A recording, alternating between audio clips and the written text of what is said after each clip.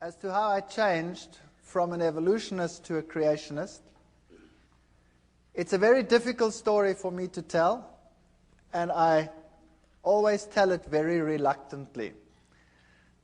So if I stammer here in the beginning a little bit, you must excuse me as I get over it. I don't like digging it all up again. But there are occasions when it is important to show people how God has led in one's life. And so I have to start the story with the very beginning. And maybe then from the background we can see why things happened as they happened. It is a strange story. Some of you might think that parts of it are incomprehensible or may even seem too strange to be true. But it did happen, and it is a fact that it happened like that, and I cannot take it away, so I will tell it as it happened, at least what I remember of it. I was born in a family where my mother was a very staunch, solid Lutheran. She was very faithful in her religion. And my father was a Roman Catholic, and he was very faithful in his religion as well. In those days, it was before the days of Vatican II, and Protestants that were not Catholics were considered to be lost according to Roman Catholic doctrine. But in marriages between Protestants and Catholics, it was essential that the Catholic counterpart in that marriage was to promise that the children would be raised Catholic. And my mother accepted that, and she knew that I would be raised Catholic, and I was raised Catholic. And there was never any argument about religion in our house. My father and my mother respected each other. My father had a couple of problems with the church at one stage because of this marriage, but they overcame them, and then no problem concerning religion ever cropped up in our house. And when I was still quite young, I was about 8 or 7 years old, my mother became ill, and she was diagnosed as having cancer. And they actually gave her a relatively short time to live. They said she would have about 3 to 4 months to live. But she was a very tough lady, and she managed to stretch that to about 4 years. She died when I was 12 years old. But those 4 years were very, very miserable years. She really suffered more than anybody else that I have personally been in contact with. She lost one part of her body after the other. They had to do mastectomies, and then they took out part of her intestines, and she had to have colostomies. And eventually she just lost more and more and more, and she had one operation after the other. In those days, they weren't as sophisticated as they are today. They burnt her under the radium treatment. They forgot her there. They had to peel off black pieces. So she really suffered tremendously. And through all this, she never, ever, ever gave up her faith. And I was very attached to my mother.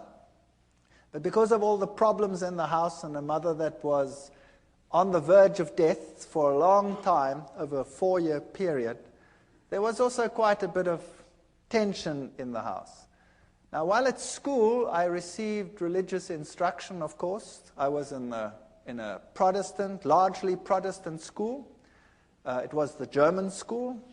and I received religious instruction separately. The Catholics went to the nun, and she gave religious instructions. Now, I've met some very nice nuns in my life, and I've met nuns that are really gentle and soft people and are very nice to everyone around them. But this particular one, where I received religious instruction, was a very hard person, according to my youthful experience that I had at that time. And she would constantly tell me that it was such a sad thing that my mother, who being Protestant, would not see the kingdom of heaven, but that she would roast in hell forever and ever. And I resented this very much because I was very fond of my mother, particularly since she had such suffering in her life. And this carried on for about 3 years, 4 years, while my mother was sick. And the more it carried on, the more rebellious I became about the teachings that I was confronted with. I used to attend church very regularly. I had to go to church every Sunday with my father. I went through all the things like communion and all the things that Catholics do. And I became so resentful in the end that I used to be incredibly cheeky in the religious instruction class. And I was then thrown out of the class and told that I was to sit outside in the courtyard. And then for a few years I had living hell in that school, because the headmaster was somehow in cahoots with all of this, and whenever he spotted me, he used to thrash me. And I used to take this quite well. I can be quite arrogant, or I used to be very arrogant. Maybe not quite so much anymore, but if you bonks me on the bean, maybe the old man will surface. I don't know. I fight against him all the time. And he used to thrash me, and I remember distinctly I used to bend down, and he used to hit me once, 2, 3 times, and I used to ask him, "Are you finished yet, or is your arm lame? What's the matter with you?" And he used to get so angry that he used to really whack me, and when he got to 6, then I'd say, "1 more, please, because then I can take you to court. You're only allowed to hit me 6 times. That's the law." So I wasn't very popular. But the point arose where I was sitting in the class one day, in the religious instruction class again, and this lady, this nun, told me again that people who were like we were, and particularly my mother, would go to hell forever and ever. And I got so angry, I took the catechism book and I tore it and I threw it at her feet, and I told her in not too kind a language, even for that age, what she could do with her God. And I was thrown out from that day on a permanent basis, and I had to sit outside in the courtyard, whether it rained or whether the sun shone. And my life in that school was an absolute misery. I never told my parents. Nobody ever knew what was happening. There was another teacher as well who used to call me to the front. Before the class even started, "Would you please come to the front?" And I'd go and stand in the front, and he'd hit me left, right, and threw me out.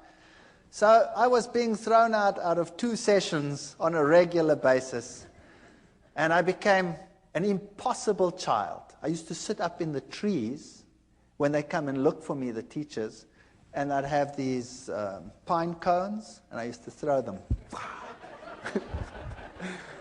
Oh boy, those were the days. In any case, my mother finally didn't make it when I was 12 years old, and she died. And then from that time onwards, my home life totally disintegrated. My father married another lady who was a typical stepmother, sort of a fairy tale stepmother. She wouldn't have me around at all, and I was probably impossible, I will admit that. So I was carted off to hostels, and I wasn't allowed to then attend school either anymore. I was supposed to leave school and go into a trade. And that's when I woke up and I decided, no ways, and I don't want to do this. So I managed to persuade some relatives, and I went to another school. And I went through my school life, and I did all right, not too hot, but not too bad either. And then I went to the military, and then finally to the university. But from the age of 12, I never trusted or believed in God at all anymore. As far as I was concerned, if he did exist, he was a dragon, and I wanted nothing to do with him.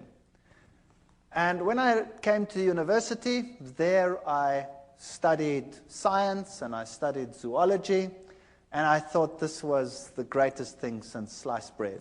And there I found out about the whole evolution theory, and I was at a university that was the bastion of evolution. Evolution was dished up for all meals. Every class had an evolutionary basis.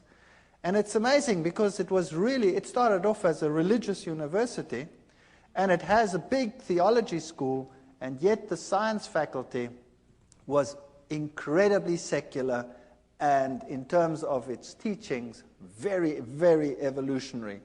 They had some very important names in the listings of their professors, Robert Broom and people like that who had worked with the Taung skull, the human so-called ancestor, and our museums were full of these people. And I really got into the evolution theory, and I thought this was the answer to all the problems. While at the university, I had a roommate. I was in the hostel there. And my roommate was a very nice guy, but he was very new age, even for that time. That's a long time ago. So the word new age wasn't even known at that time. And he was into Scientology. You know the science of Scientology, where they put you on the e-meter and you go through your past lives and through all the problems that you had, and you clear your karma by talking it through and talking it out, and then eventually, then you become God and you've got it made. In any case, he became my best friend. And I had nowhere to go on weekends. I had nowhere to go during the holidays. I always had to work, put myself through university, because my stepmother had convinced my father that he mustn't pay anything, so I put myself through. I had a great relationship with my father years later. So that'll come right, as you can see. Even the worst situations can come right. And on holidays, I didn't know what to do, so I used to go home with this chap to where he lived, 2,000 kilometers away, in another city called Durban. And every holiday, I used to go home with him because I had no home to go to. And there, I met my current roommate, my wife, who happened to be his sister. Far better roommate than he ever was, I'll tell you. And I have to tell you a little bit about her background. Now you know why I was an atheist. I didn't believe anything. I accepted the evolution theory. It was the answer to all my problems. Now her background was entirely different.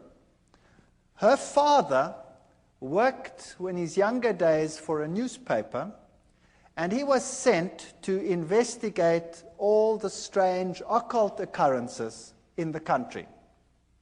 So he worked for this newspaper, and he had his team and his infrared cameras and all the stuff that you need, and he toured the country from one strange occurrence to the other. He was very skeptical. He believed nothing. He thought it was a big joke, and seances were a big joke and a big fake. And as he attended one meeting after the other, he realized that this was no joke. When he started investigating some of the strange events, and he put up a camera on one seance, he was putting up cameras, and he was always looking underneath for hidden mics and what have you, and something grabbed him. There was nobody that grabbed him, but something grabbed him and beat him up to such an extent that he had an egg-sized boil on the top of his head and was lucky to get away with it with his life. Now, when that happens to you, you start thinking, well, that was some hidden microphone that did that. And he came into situations which were so strange that he became involved in them later. Situations like A house where when the little child had been sent to bed, the shoes would come walking through the room. And another situation where a newborn baby used to scream hysterically, and when the parents came in, they'd always used to find the baby on top of the cupboard, newborn baby, out of the cot, on top of a cupboard, and they'd walk up and just manage to save the child as it fell down. Now, he went to that house and he sealed every single window, and he had his guards outside because he thought, somebody was playing the fool. And he kept the lock and he waited there, and sure enough, the child screamed and he went in, and there the child was on top of the cupboard, and he just caught it as it fell down. There was other occasions when in a certain house, human excrement was flying around. And he sat in this house and it started howling, and the human excrement started flying against all the walls.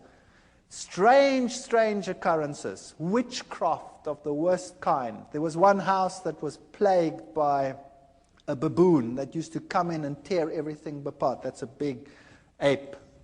And it tore everything apart, and it terrorized this family, and they could never catch it. And then one day they shot this baboon as it came in, and it ran out, and the blood trail ended up on the veranda outside. And as they came out, the blood trail ended, and there lay one of the workers dead. So this was typical African witchcraft as you find it in Africa, in some places even today still. And this convinced him that there definitely was something going on, and he got into seances more deeply, and then he started learning that, there were higher mediums and lower mediums, the riff-raff mediums for the lower people, the higher mediums who communicated with the better spirits. And this is how he became involved in this type of thing, and then eventually he moved into the New Age sort of movement and became very high up in this sort of agenda. He wrote books on it, and he was very well received in those circles. Later in life, my wife's parents got divorced, and he married a lady who was also very, very high up in the New Age movement. In fact, she is one of the instructors in the Course of Miracles. She teaches people how to become Christs and to perform miracles.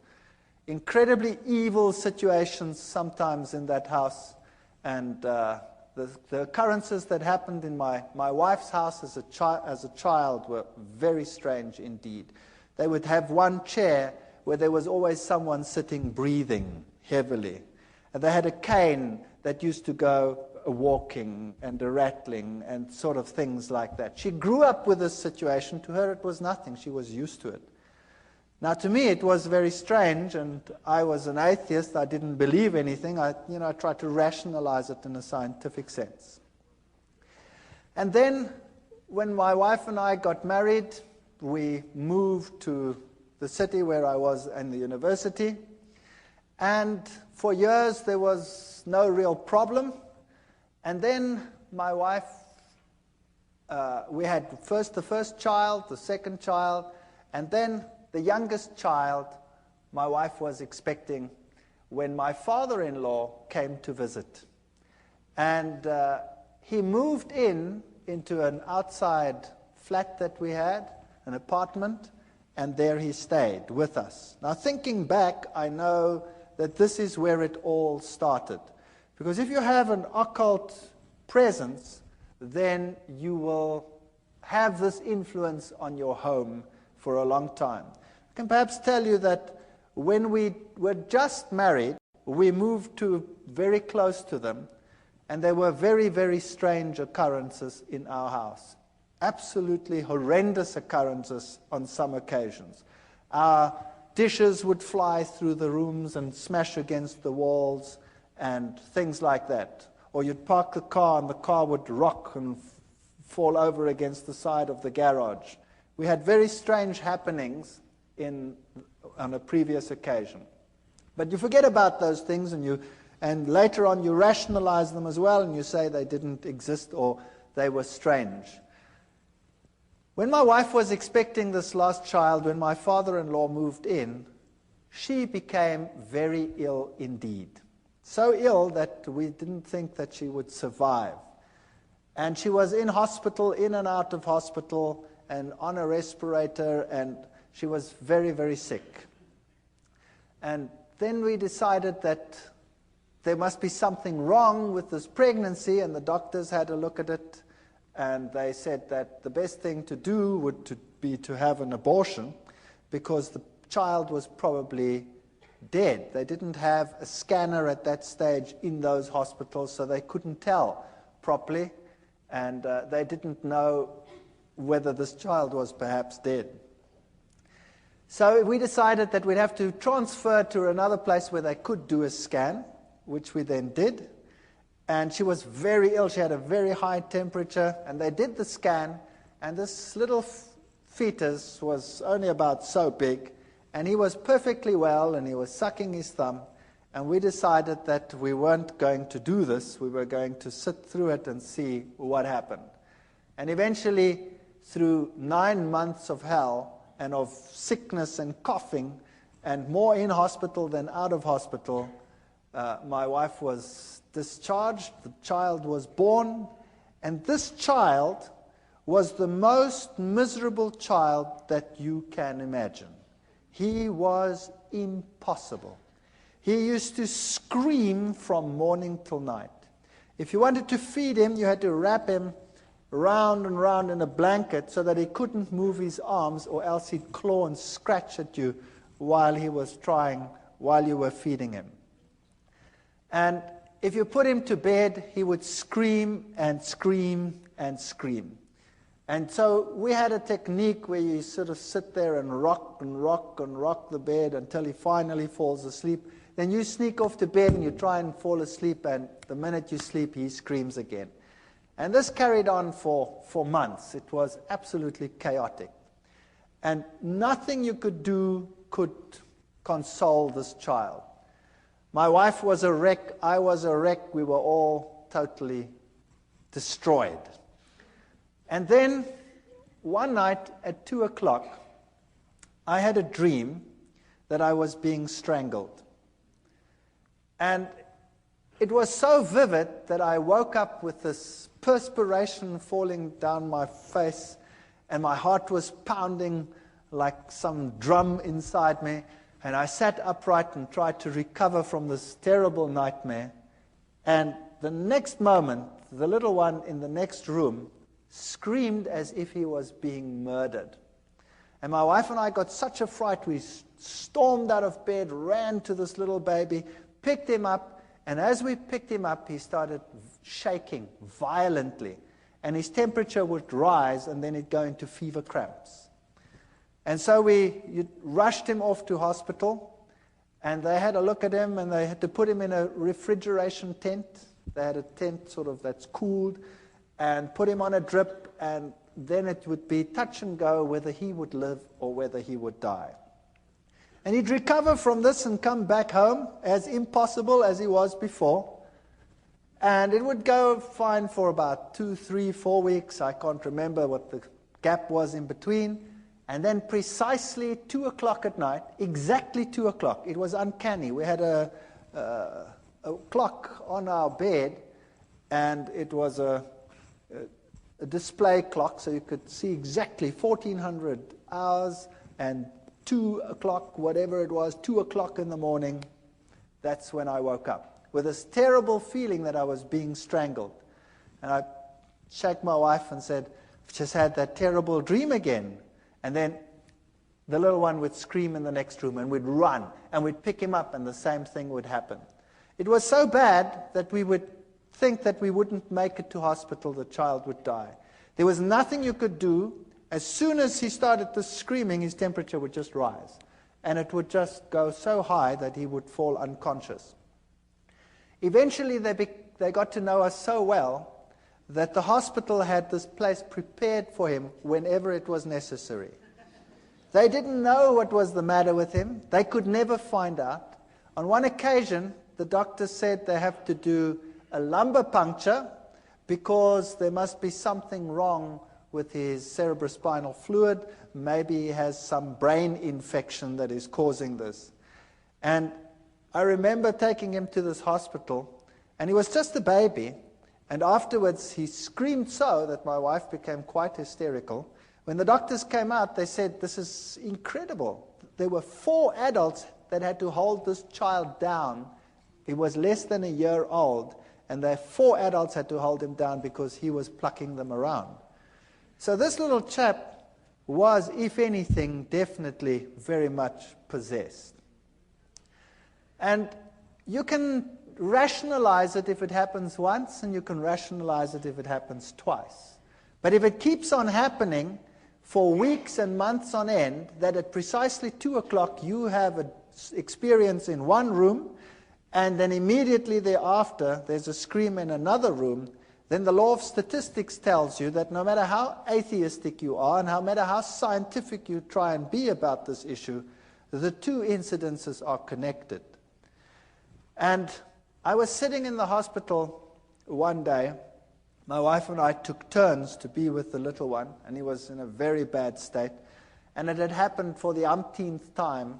And there I was in the hospital, and I was marking papers. I remember it as if it were yesterday. I was marking. And all of a sudden, in this refrigeration tent, this child started shaking.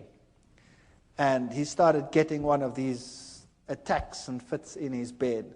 So I went and ran and called the nurse, and I picked him up, and he shook so that he tore the drips out. Now, this child had been on so many drips that they couldn't find the veins anymore on his arms or on his legs, so they had to put it into the veins here on the head. And he shook so that they tore out. Now I've got this child in this fit, and I've got this child with this thing torn out, and he tore the vein completely, so the blood was running down his face. And it was such a horrible sight that I went crazy. I couldn't handle this.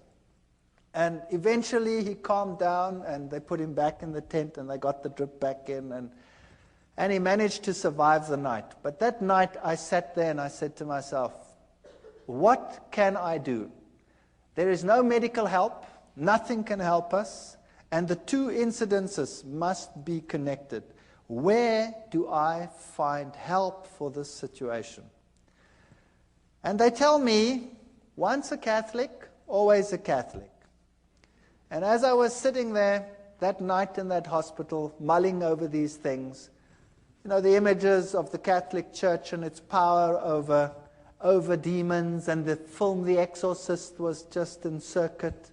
And I thought to myself, perhaps I can go back to my old church and ask them to help me.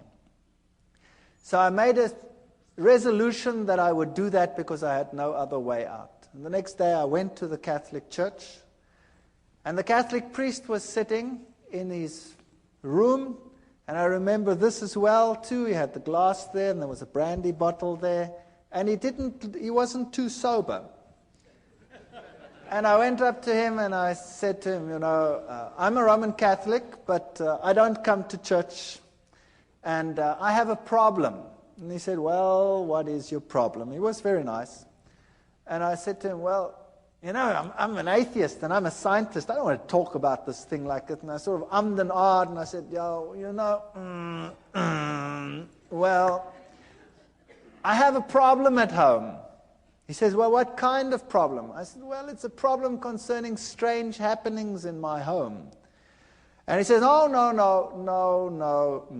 I want nothing to do with that. And he said, it's not my field. Give me your name. Give me your telephone number. We'll come back to you. So I gave him my name and my telephone number. All I'd said was, I have strange happenings in my home. That's it. And I went home and I thought, well, that was a lot of help. Thank you very much. And I wasn't home very long when I got a call from another priest. And this one sounded very sophisticated. And he told me whether I would like to meet him at a monastery nearby. So I went to the monastery, and there was this old man. And he was so impressive. He really made such a powerful impression upon me. He told me to sit down. And then he started to tell me what the problem in my home was. And my mouth fell open. If there was a fly, it would have gone straight in. He told me there was a problem in my house, that Satan was trying to kill my son, and that we were being terrorized. And I said to him, that's impossible. How do you know that? I never said anything to anyone. He says, never mind how I know. I also know, he said, that the problem in your home is so severe that it will take the highest levels of action in order to get rid of it. And we will also have to say a mass in your house.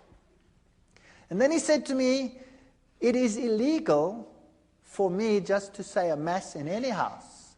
To say a mass in a private house, I need to have permission from the bishop.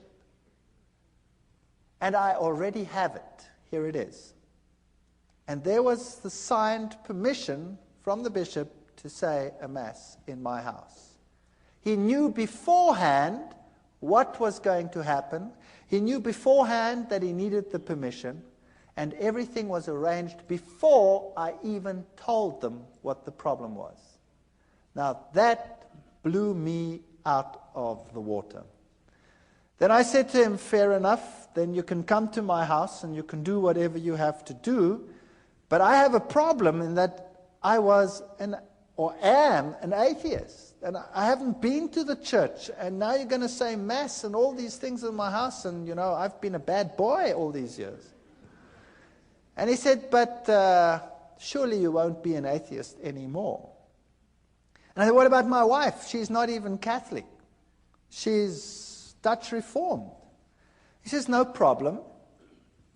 So he came and he spoke to my wife, and my wife was as impressed as I was, very impressed. And he said, take me through the house. And we went through the house, and when we got into the little one's room, all of a sudden, he started falling around. And he couldn't stand anymore, this old man. And I stood there behind him, and I was sort of doing this behind him, like they do on the stage in some of these ministries where the guys fall out and they don't know which way they're going to fall. Well, it happened there as well, and here he was, shaking and perspiring and really being battered. And eventually it calmed down, and we went to the other rooms, and then we came into our bedroom, and he was thrown around again, but not as bad as in the little one's room. And then he said to me, the little one's room is the worst place in your house. Now we have to exorcise your entire house. Bring me some water. We brought him some water. And then he took out special salt, which he said was very special exorcism holy salt. And he made the sign of the cross with the salt in the water.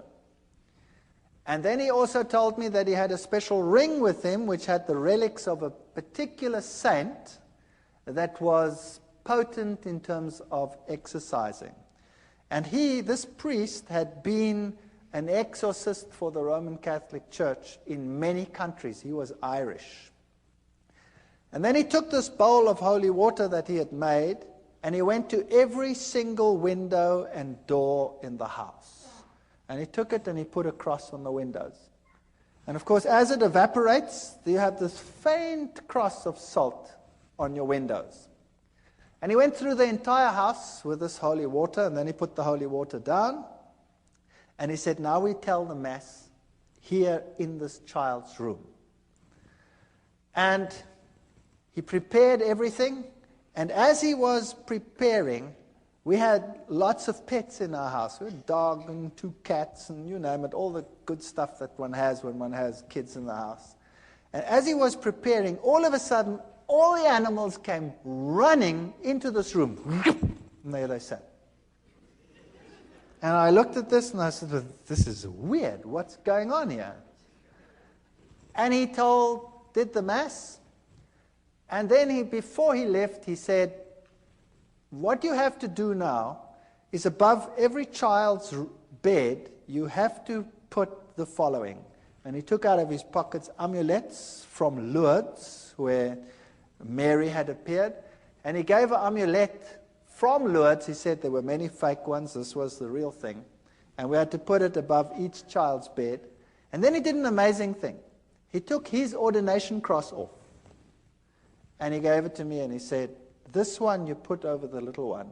I hate it when the devil destroys little children. And we hung it up over there. And my wife was giving pottery classes at the Technicon at that time. And she'd made a very beautiful pot. And so she decided to give it to him as a gift, because how do you pay for what he did? I mean, what do you do? So she gave this to him as a gift, and he said, this gift is so precious, I'm going to give it to the nuns that are in a certain monastery where they never, ever come out and see civilization. And then he left. And that night, we're very expectant. We take this little child, and he's quite happy, really, not screaming as usual. And we take him and we tell him it's time for bed. Now, normally that was enough to have blue murder in the house. And he was quite happy. And we put him into this bed. Now, he was only just starting to toddle. And we put him into the bed. And this child had always, when you put him into bed, gone into a fetal position and started bashing away and screaming and going blood red and going totally crazy. That night, we put him into the bed, and he rolled onto his back and laughed. And he put his arms out like that, and he did goo-goo sounds like little kids do, and he fell asleep. And for the first time in his life, he slept right through the night. And the next night, he slept right through the night. And the next night, and the next night, and the next night, and the next week, and the next month. And here was I, the hard-nosed atheist scientist who knows it all, and here was peace and quiet in my house. And then I realized that I do not know it all at all. And I said to myself, now what am I going to do? Here is a major problem in my house, and the church solves the problem. Now, am I going to ignore it? Or am I going to say, there is a God, and I have a responsibility towards this God? And I wrestled with this for a number of months. I really wrestled with it. And my wife wrestled with it. And then I said, well, I have no choice. I have to go back to the church. Fortunately, my oldest son was at the point where he has to go to communion classes, so that gave me an alibi to go to church. So I went to church, and one or two students, it's a small university town, still say, what are you doing here? I said, well, my son has to go to communion, you see. And I started going to church, and I became quite involved in the church again. Every Sunday, faithfully, everybody went to church. And my wife started saying that this is the way to go. She also wants to go to church, but she didn't get herself quite that far yet. And because there was such peace and harmony in the house, we became more relaxed. And one day I was sitting there and I thought to myself, this house needs a change. And typical German, I said to my wife, if we did this and that and the other, then, we could do something with this house. And I climbed into the roof and looked what was a bearing wall and what was not a bearing wall, and then I just took a sledgehammer and smashed out everything that irritated me. And we decided to restructure the whole house, which we did. I managed to accumulate some money, and I wasn't in great problems. And then we redid our entire house. And during the process, I had to go and see a man for the kitchen. I wasn't really involved in the church yet. I'm sort of in the stage of, I don't really know, but. And the man who did the kitchen came and said to me, by the way, I walk with the Lord.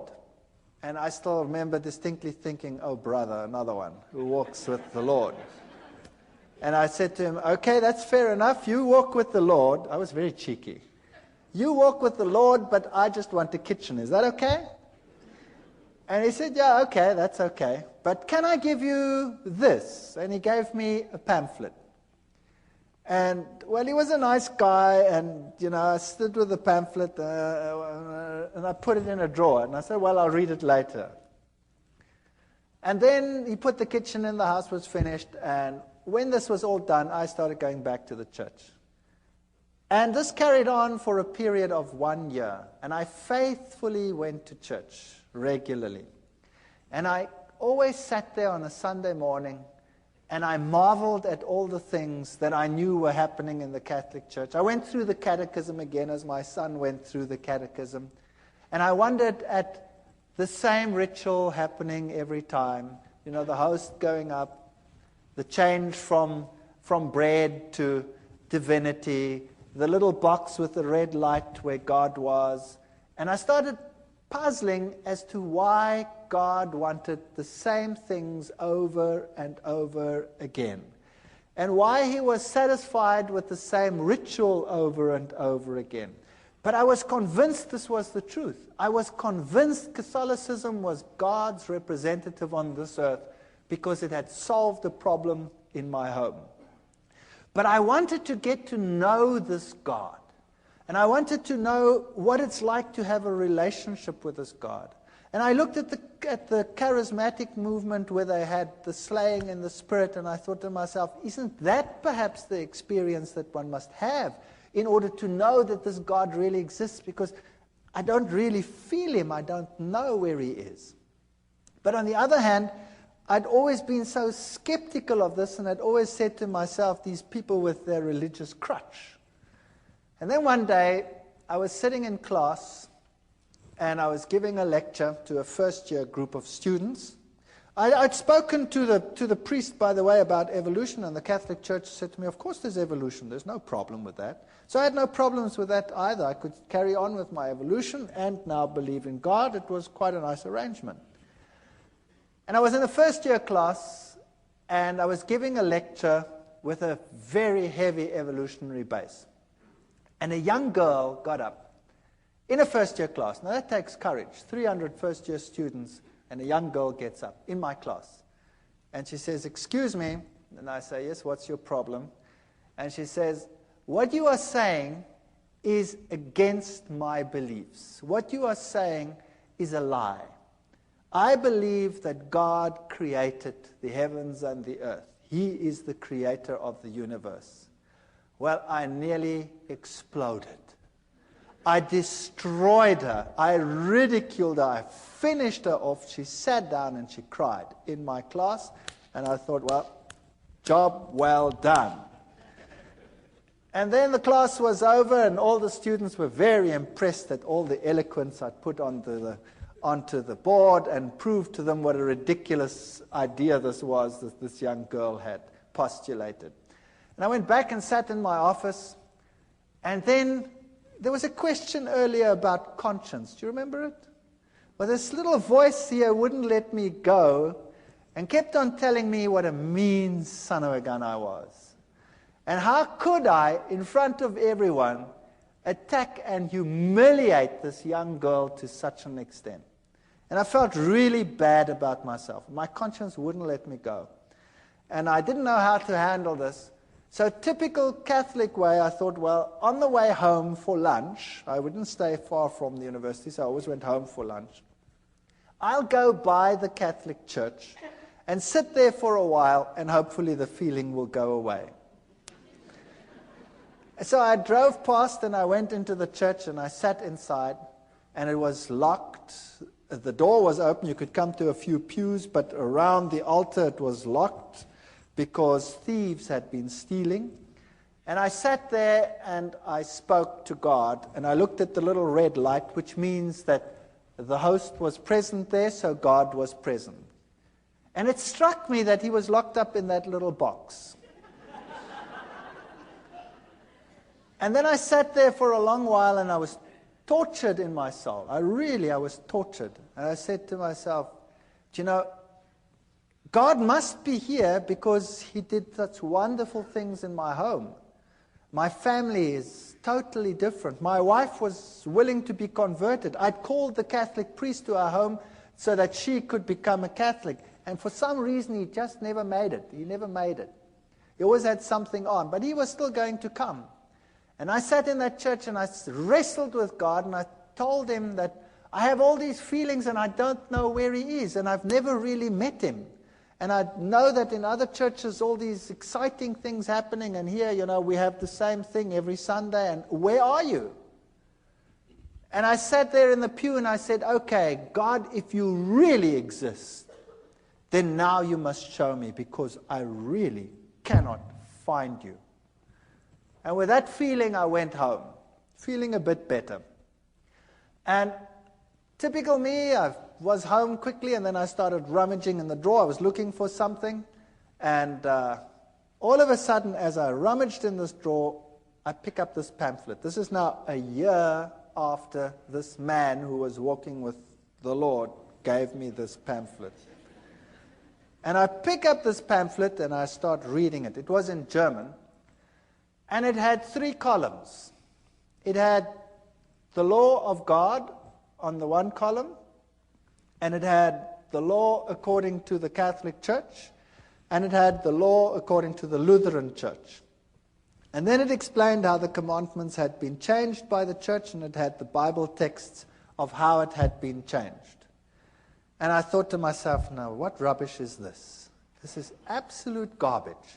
And I said to my wife, I didn't say that, I called her by her name. I said, have we got a Bible in the house? And she said, no, I don't think so. I don't think there's a Bible. I said, surely there must be a Bible in the house. We've been going for church for almost a year now, and there's no Bible in the house. There were lots of catechism books in the house. So I grabbed the catechism book and opened it up and looked, and sure, the commandments as on the pamphlet were identical to those in the catechism book. And then I remembered an old box that an old lady that had died had left me. And I'd put it in the garage after having sorted out some of the things. And I remembered there were a whole lot of books, and I knew that little old ladies probably would have Bibles. So I went outside in the garage, rummaged in this box, and sure enough, here was an old Bible, an old German Bible. So I went inside and opened it up, and there it was. The 10 Commandments were totally different to what they were in the catechism book. And this puzzled me. So after 1 year, I phoned this cabinet maker, and I said to him, remember me a year ago, you put a kitchen in for me? He says, you know what? I've been trying to phone you all day. I had this feeling I must phone you, but I don't know why. What's the matter? I said, will you please come round? You left me a pamphlet that I want to talk to you about it after 1 year. And he came round, and he was a nice guy. And we started talking.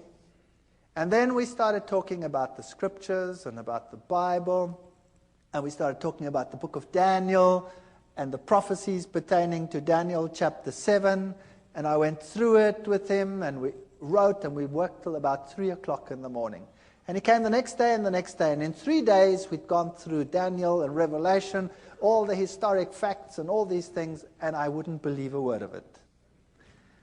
And then I decided that the only way we're going to resolve this is if I check whether every one of those facts is really so. Whether those kingdoms and those kings and all these things are really so. So I went back to the university, to the history department, the theology department. I got everything that I could lay my hands on, and I checked and verified, and it was really so. And then I started finding out that the little horn of Daniel chapter 7, if you take it as the Bible says, can be none other than the Roman Catholic Church. What a shock that was to my system. Then I got the Protestant view of the little horn being Antiochus Epiphanes IV, and I went through all of that and found out that it can't be him because none of the criteria fit. And also how the scripture had been changed on some of these points. But to be fair, I invited the Roman Catholic priest to my home. And I said, would you please come to my home? I have to talk to you on an issue. And he came. And my wife was there, and I was there. And I took the Bible, and I took the chapters in Daniel, and I went through with it in detail, and I showed him the change of the commandments and all these things. And then he said to me, I can't talk to you on this issue because I'm not into Scripture at all. And I was stunned. Here was a priest and he was not into Scripture. He says, we have some specialists who are into Scripture. But it doesn't make any sense to me, he says. And then he left. And then I had the ministers of other churches, and we argued right sometimes till the late hours of the night as to what the little horn was. And every time they come back to Antiochus Epiphanes, I'd show them, but it can't be because he comes after Rome, etc. It can't be in Greek times. And eventually they would all leave as well and say it can't be any other way. So I was confronted with this tremendous dilemma. And then the worst thing of all was we started talking about the Sabbath, this other man and I. And we went through the whole Sabbath thing. And then I said to him, but this is ridiculous. How can you keep a commandment which you keep because the Lord created in 6 days the heavens, the earth, the sea, and all that in them is? That's ludicrous. Everything came into existence through evolution. And he said, no, it came into existence through creation. God created it. You know, and the little girl pops up into my mind. And I said to him, but that's rubbish. He says, I'll prove it to you. I said, you try. And he tried. The next day he was at my house with a pile of books like this, all on creationism, and he gave them to me. And I remember going through those books. I was sitting in my office. I used to give my class and run back, and I went through those books very quickly. And I gave them back to him in a very short time period and said, there are your books. And he says, what do you think? I said, I've never read so much garbage in all my life. So he said, don't you worry, and he brought me another pile like that. And I went through that lot, and it was so confusing and so full of garbage. So I gave it back to him. And I said, it's so unscientific, I cannot accept this. So we argued about God being a creator or not a creator, and I would kill him with science. I had all the terminology. I was a lecturer. I was an evolutionist. I knew what to tell these people. I've been trained to wipe out people who oppose, the scientist on any of these fields. And he got so frustrated with me. And then one day he was so frustrated, he says, you know what? I said, what? He says, I haven't got a problem with evolution creation. You have a problem. You solve it.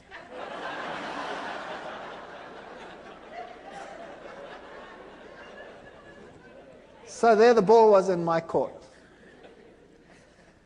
In the meantime, things were happening again in my house. The little one would again become miserable every time it was time for bedtime. He again became grouchy and screaming and what have you. And we also noticed that whenever we had a moment of peace, my wife and I, we studied the scriptures like, I cannot tell you how we studied it. I finished a Bible. In 2 months I had to throw it away. It was finished. It fell apart. And my wife was studying. And she had tremendous problems with the Sabbath idea. It made no sense. It was so stupid. And nobody at work knew what was happening with me. And one day I came to work, and the secretary in the department came up to me and said, I've got something for you to read. And she handed me a pile about so thick of documents. And when I looked at them in a spare moment, I saw that it was a long piece of writing against the Sabbath. And it was written against Seventh-day Adventists. And this stunned me because nobody at work knew what was happening with me. I mean, a scientist would never admit, that he's now talking about and thinking about religion. That was ridiculous. My colleagues were all atheists. And I took this and I thought to myself, now what am I going to do with this? I haven't got time with this. I'm wrestling with evolution. So I gave it to my wife. And I said, here's fodder. You go through this. Maybe there's a way out of all this. And she meticulously went through every statement. It was really a thick, thick thing written against it. And while I was wrestling with evolution, she was wrestling with that. And then one day she said to me, I've been through every single statement they have. And every single one, I've put it next to the Bible. And every time, this is the word of man, and the Bible has something else to say. So this document here has now convinced me that the Sabbath must be right. That was something. So a document written against the Sabbath proved to her that the Sabbath was actually very important and right. But I still had a problem. A major problem. I couldn't accept it because I'm not going to keep a day for creation that took 6 billion years, let alone 6 days. And the ball was in my court, and at that stage, everything started going wrong again in my house.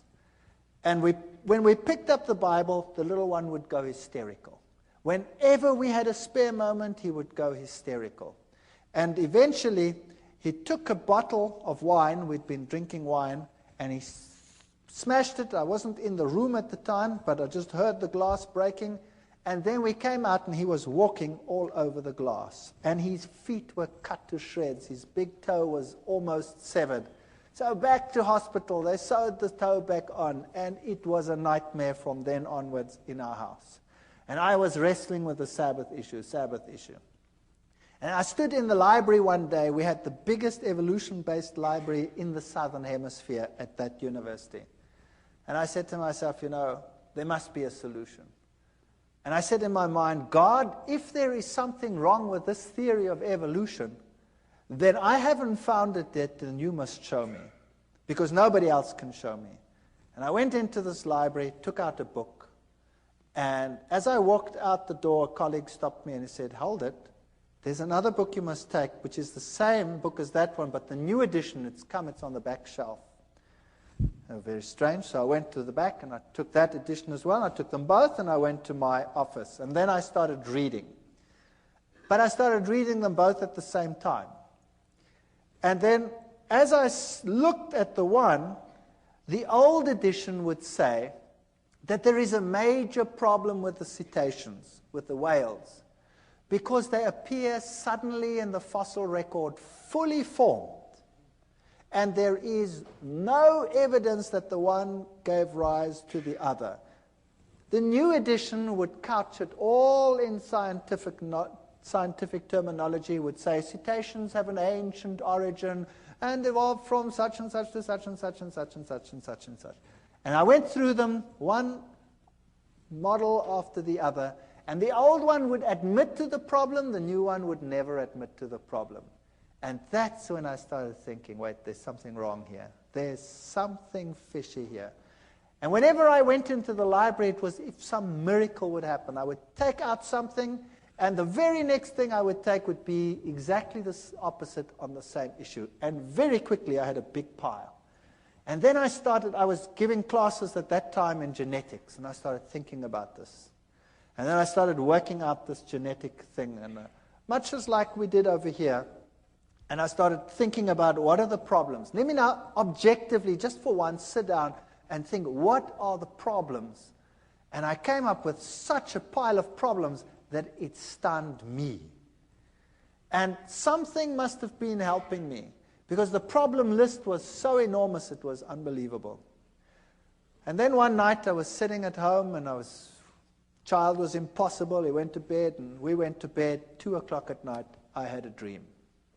I was being strangled. And the little one screamed in the next room, and we ran, and the same thing happened. But he didn't get so sick that he had to go to hospital. He just got a very high fever, and we could handle it somehow at home. And then I contacted this other person, and I said to him, do you know, there's something very strange here. I know that from the scriptures, the system, the Roman Catholic system, cannot be God's system. And yet, we had this problem, and I didn't want to tell him about it. And then in the end, I half told him about it, but not completely. And he said, don't worry, we'll pray. And it stopped. And then a week later, it happened again at 2 o'clock. And what had happened, unbeknown to me, he had gotten a number of people together and told them to pray at 2 o'clock every night. Get up. And they set their alarms judiciously and got up at 2 o'clock and prayed for a family they didn't even know.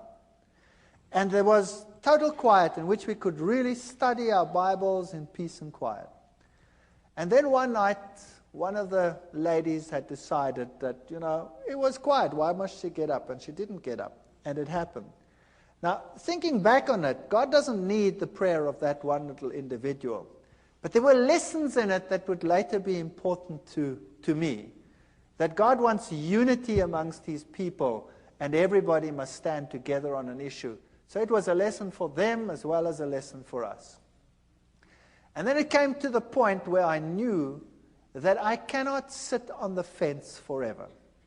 Either this is the truth, and I'd studied it and I'd verified it.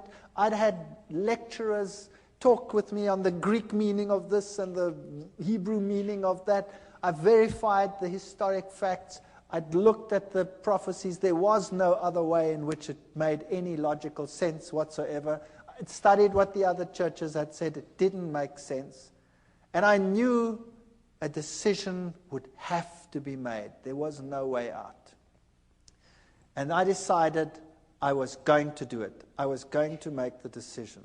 No matter how ostracized and how weird this church was to me, the first time my wife saw Adventists, she burst into tears. They ate so strange. They were so different to what we were like.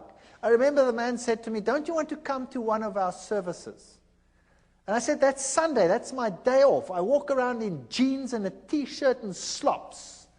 And I'm not going to any church whatsoever if I can't go exactly like I am. Because if I went to the Catholic church, I went in jeans and T-shirt and slops." He said, "That's fine. Come." So I went to the Catholic church, to the Adventist church, and I sat there in the back. And I looked at all these people with their suits and their ties, and I thought, yuck. And they all looked at me, but they were all pleasant about it.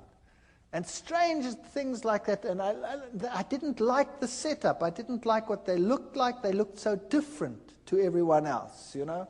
My friends were rough, and they would make coarse jokes and all kinds of things, and these were so different. My wife burst into tears when she saw this. She said, "I don't want that lifestyle. I want my old lifestyle. We used to sit around the swimming pool and drink beer and have friends over and, have parties and stuff like that." And they were so different. It's so night and day difference that you think you could never be happy over there. She cried and cried and cried, but knew somehow she'd have to go back in any case. And then one day I decided that I couldn't take it anymore at work with all this evolution teaching. And another strange thing happened. I was asked by the then head of the department to lead an evolution discussion group with the postgraduate students about 2 weeks later. Everybody gets a turn, but mine wasn't for months. Something happened and mine was moved forward. Now I sat with a major problem. Do I go into that with my mouth full of teeth, pretending to be what I am not? Or do I stand up and for what I now believed? And I was really so chicken, it's unbelievable. I was so scared of this event. To lose face amongst your colleagues when you've been such a bee's knees all these years is really a painful experience. And I decided after much wrestling and soul searching that I would do it.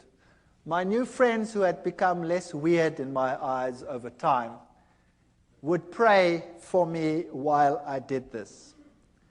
And I went into that lecture hall, and the whole staff was sitting there. This was a postgrad affair, so the whole staff was there and all the postgraduate students. And I start the ball rolling with the lecture normally, and then you start this evolutionary discussion group. And I started the lecture, and then I switched to the genes, and I highlighted every single problem. And I went through the whole gene system as far as I'd sorted it out at that stage. And I said at the end, therefore, evolution is not possible. Well, first you could hear a pin drop, and then all hell broke loose. One of my colleagues went blood red and started screaming at me like you cannot believe, and the foam literally started coming out of his mouth with rage. It was just unbelievable. And then one of the students a girl. It's interesting how these things happen. A young student, a girl, an honors student. She got up and she said, I want to say something. And she looked at all the lecturers and she said, when I came to this university, I believed in God. I had a good life. I had a good relationship with God. And now I believe nothing anymore. I've lost my faith. My life is falling apart. And you have robbed me of my faith. And now Dr. Veith is giving this lecture and showed me now that you had been misleading me. Can you imagine what happened in that department? That was the end. My life was not worth 1 cent in terms of my scientific credibility. I was finished. When I walked down the passage, my colleagues would turn around and walk the other way. And I decided there and then that it was impossible for me. Then we had a meeting, a special meeting where they decided that the basis of all teaching must be evolution. And of course, I couldn't go along with that. So I decided I would resign. So I resigned. And the head of the department said, you know, you can't just do this. I mean, I had a lot of students, and I was quite popular amongst the students. And I had most of the postgraduate students were under my supervision. And then the rector of the university called me in. And the rector said I must come to him. And I thought to myself, wow, now I must go to the rector. What do? I've got nothing decent to wear. I've never possessed a suit in my life. I bought the suit to go and see the rector. Can you believe that? And when I put on the stupid suit to go and visit the rector, something struck me between the eyes like a hammer blow. It's just a personal thing for me. I thought to myself, now look what you're doing, you idiot. You go and put on a suit to go and speak to a man, but when you go to visit God, you go in jeans and a T-shirt. Purely a personal thing. I don't mind anybody coming to church in jeans and T-shirts. That's fine. It's just for me personal. And that bugged me. And then I went to the rector's office and I sat there opposite the rector and we started talking. And he talked with me for 1 hour. And it was very difficult for the university to get rid of me because I had all these students. And we started talking, and then eventually he said, you know, what if you decided that you do not rock the boat anymore?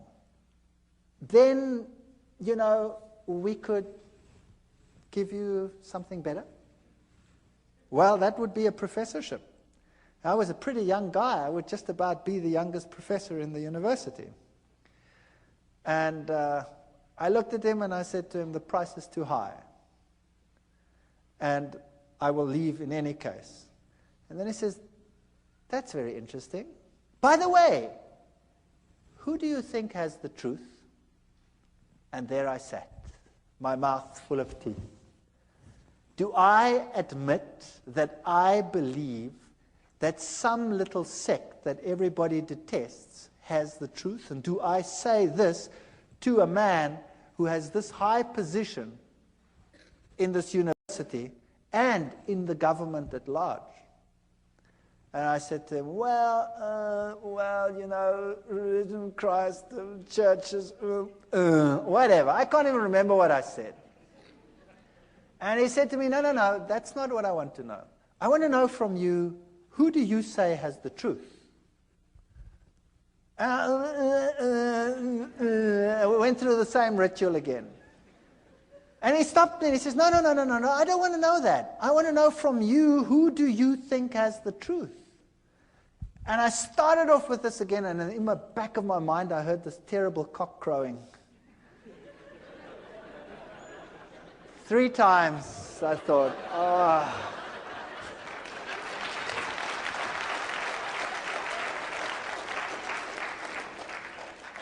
And I said to him, well, I think it's the Seventh-day Adventist Church that is preaching the truth. And I thought, no, that's it, I'm a dead man. And he said nothing, not a word. He just said, oh, well, thank you very much. Congratulations on your choice, and I hope things go well with you. And that's it. And I resigned from the university, and I put my house on the market, and the very first guy that walked into my house said, "Wow, what a house," and he bought it. The very first guy. And there I had this money, and I knew now my scientific credibility in the world was over. University was a career that I'd given up for my faith, and God would take care of me from now on, and things are going to be just honky-dory. I'm going to now take this money, and we're going to do something great with it. We're going to start a little farm somewhere, and we're going to get people to come, and we're going to witness, and we're going to do great things with all this money. And I got some guys together, and we started this thing. And then we planted wheat, and the wheat grew like crazy. And it stood so high that the farmers in the entire district came and said, "You guys, you were at university, you know something special." And I said, "Well, nah, we're doing exactly the same thing you're doing," but I think to myself, it's because we're walking with God now. That's why our grain is so much higher than yours. If you would do the same thing, then your grain would also be better. You see, once a Christian boy, everything will go just great. And I was quite happy to be out of the university, and we moved out to this place, and we started this whole thing going. And then our money was all invested in the land, and we invested lots more money on loans and things for whatever is necessary to put in the wheat crops and all this sort of thing. And then a flock of birds arrived, such as you have never seen in your entire life. And they ignored all the farms with the little wheats on them, but they sat on mine and made it home. And they were just stubbles. And then, you name it, it went wrong. Sanctions came in against South Africa at that time. The economy was totally destroyed. Interest rates that had been at 3 and 4% shot up to 28, 30, 36% in some cases. And loans that were nothing to repay became a total nightmare. And the only means of making money was taken away, and we were totally destroyed. Everything I ever possessed was gone with the wave of a wand. It just ran through my fingers. And all the crutches that I'd been leaning on were gone. And the birds ate my fields. And I said to God, "How can you do this to me? How can you destroy me? How can you allow this to happen? And I have no means of supporting myself. I have nothing. My scientific credibility is zero. I can never go back to my previous job. I'm finished." And it got worse. And it got worse. And eventually we had nothing left. No food, no nothing. And my wife and I and the children, we sat down and we talked about it, and we decided, if this was the truth, and I don't believe that all the things that had happened were from the other side. You see, when I made my decision, that child of mine had changed. He became a totally different child. Whereas before, he wasn't sick, but he had a dark, somber look in his face. He changed to such an extent that he became the sweetest, nicest child in our entire home. He became a pleasure to live with. And I knew that what had happened before was a ruse. I know the Bible says Beelzebub wouldn't drive out Beelzebub. But what had happened in my house is that he wasn't driven out by Beelzebub.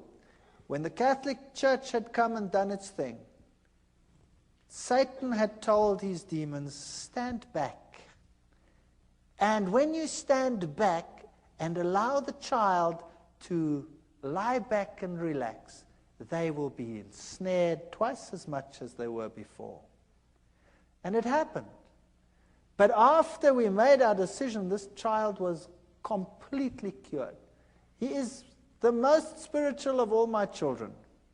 And he is so different that I knew that had to be from God. It was a totally different ballgame. The other interesting thing that happened was that same Catholic priest, after all this time, more than a year, out of the blue, while I was wrestling with this decision, phoned me. And I picked up the phone and I said, "Hi." And he says, "I'm Father so-and-so." And I said, "Yes, that's strange. Why are you calling me?" And he said to me, "You know your father who's dead? Your father is having terrific problems out there in purgatory."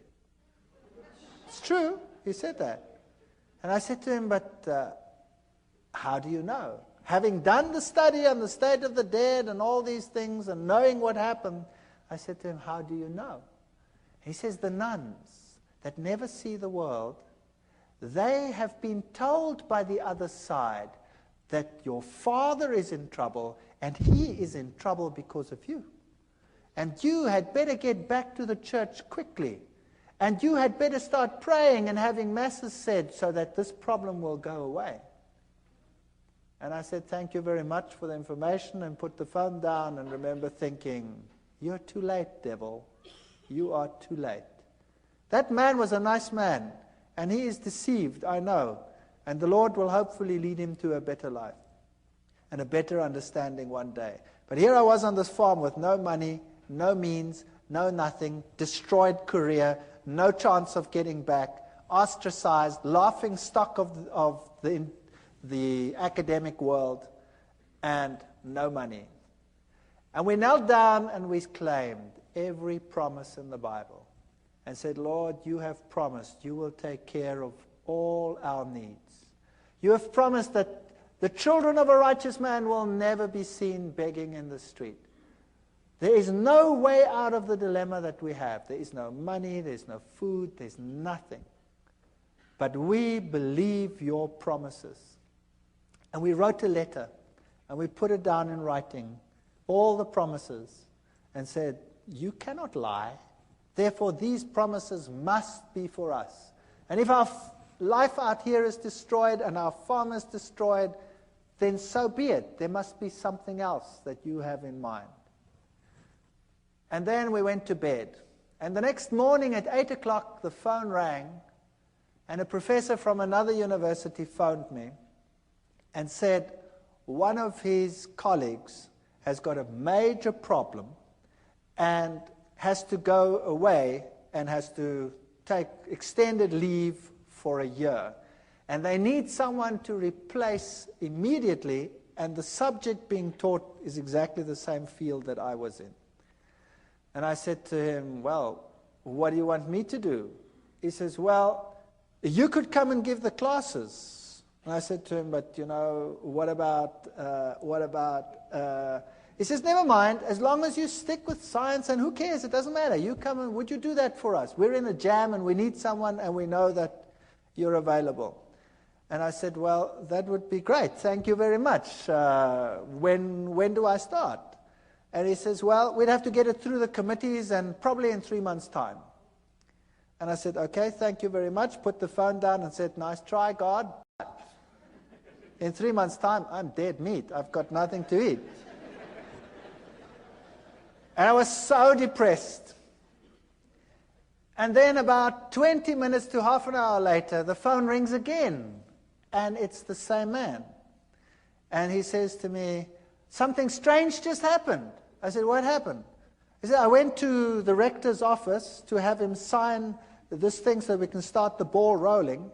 And the rector says, I have no time. I have no time for committees to call them together to get the process rolling. What is it you want?" And I explained to him what I want, that I have to replace it. And he said, "Come here, I'll sign it." And he signed it and he said, "Appoint the man. He can come tomorrow if he has to." So I said, "Wow. So when do I start?" It was Thursday. And then he said, "Monday. You start Monday." I said, "I start Monday?" And I was in another little town, and I had a farm, and there were cows. I was bankrupt, and who was going to take care of these stupid cows on the farm? And 10,000 problems to be solved in one weekend. Impossible. And I put the phone down, and I said to my wife, I've got a university job, only for a year probably, but it's okay. We've got something to go to. I start Monday, but who's going to take care of the rest? So we prayed, and we said, Lord, you have one solution. Surely you, knowing everything, must have the other solutions. And we had hardly finished when there was a knock on the door and a young couple arrived. And this young couple said that they were farmers in another country to the north of South Africa, and they were Seventh-day Adventists. And they had been working for another farmer, and he had told them if they are not prepared to work on the Sabbath, they must go, and it kicked them off the farm. So he had lost his job because he kept the Sabbath. And he said to me, I've got nowhere to live, I've got nowhere to stay. I said, would you like to live on this farm? And he said, sure. And I said, I can't pay you anything. He says, that's okay. You don't have to pay me anything. Can I live here? I said, sure, you can live here. And whatever you sell from the milk, you can keep that for yourself.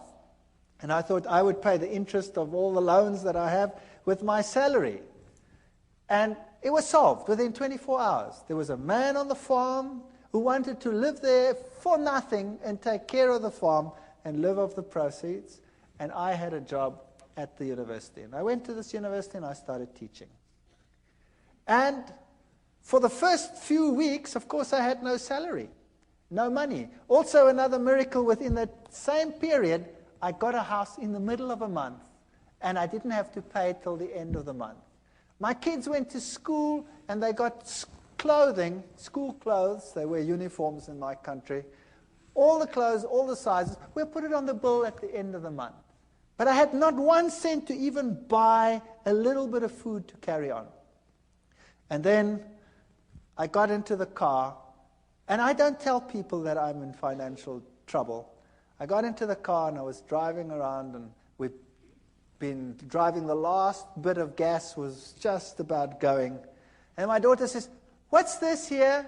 And she picks up 150 rand. That then was the equivalent of about $150 in the back. She says, it's lying on the floor. And the next week there were another 150. I don't know how it got into the car, but it kept us going until my first salary check arrived. Now I can tell you, this is the real truth. There were times when we had very hard times, when we had virtually no money. All my money went into interest payments. And there were times when we really ran out and had no food whatsoever. And I remember one day sitting around a table with no food, praying to the Lord and thanking Him for what we were about to receive. And this is the truth. When there was a ring on the door, and we went outside and there was no one, but there was a basket full of food on the floor. And this is a fact.